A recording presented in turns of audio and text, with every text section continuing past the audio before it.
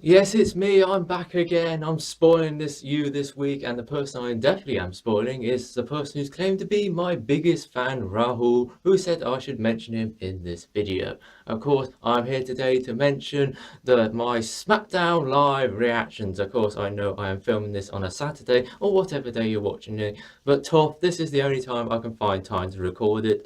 So if you want to watch my SmackDown live reaction videos, it will be pretty much every Saturday. Now, let's talk about what was the main event of SmackDown Live. It was AJ Styles defending his WWE World Championship versus Dean Ambrose with John Cena at ringside. Now, this was a pay-per-view worthy match. And of course, it was kind of obvious that AJ Styles wasn't going to lose his title a week on Sunday, as they say, before before the pay-per-view No Mercy, which obviously he did. AJ Styles retained his title in a good match, which Dean Ambrose would have won the title if John Cena didn't cost Dean Ambrose the title. Now you may be thinking John Cena is a face.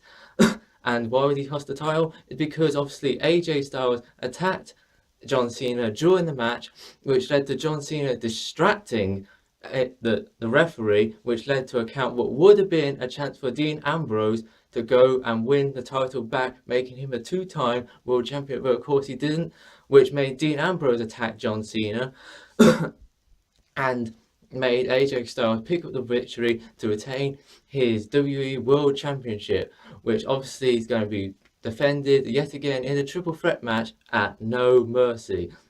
And of course, John Cena doesn't know what he's talking about on commentary when John Cena says, not many people have beaten me twice, saying that with AJ Styles in the ring, who has beaten John Cena at Money in the Bank and SummerSlam, making that two John Cena.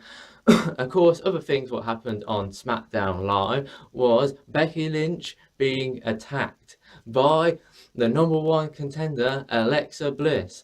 And of course, that makes you wonder who could have been Becky Lynch's opponent, or what could have been Becky Lynch been doing. Of course, it couldn't be a match because I'll get to this in a little bit. But Nikki Bella and Naomi and Carmella and Natalia, which happens to be the entire roster apart from suspended Eve Marie, happens to be the whole women's roster. So clearly that was only just put on there to extend the rivalry of Becky Lynch and Alexa Bliss going for the women's title. Which also leads, which was kind of just like a couple of minutes bit, which leads me on to Dolph Ziggler versus The Miz, which The Miz was in the ring with his never-ending intercontinental title reign of his world tour, or whatever he calls it. And Dolph Ziggler came out to the ring saying, "You can insult me to face-to-face, but you don't insult my friends, and you don't insult my family," because of course Dolph Ziggler's parents was in the arena along with the Miz's parents. And Miz says that he will not have another rematch because Dolph Ziggler is a loser. But Dolph Ziggler was going on about the reason why I'm still here because this is all he's got. And the Dolph Ziggler says that I will put my career on the line for another chance of your Intercontinental Championship. And why is Dolph Ziggler doing this? Easy, just to get views on No Mercy. And it's to make people watch the Dolph Ziggler versus Miz rematch, because otherwise it would just be the new era and we're just repeating all we got. Talking about new era and repeating what we got, Nikki Bella and Naomi versus Carmella and Natalia. Now, this was like a kind of a good match with Carmella picking up the pin on Nikki Bella, which was before that part where clearly Natalia missed the tag because Carmella was just standing there and not getting into the ring, which led to Nikki Bella throwing in the ring and then Carmella getting the win through, I think it was a roll-up, I can't remember.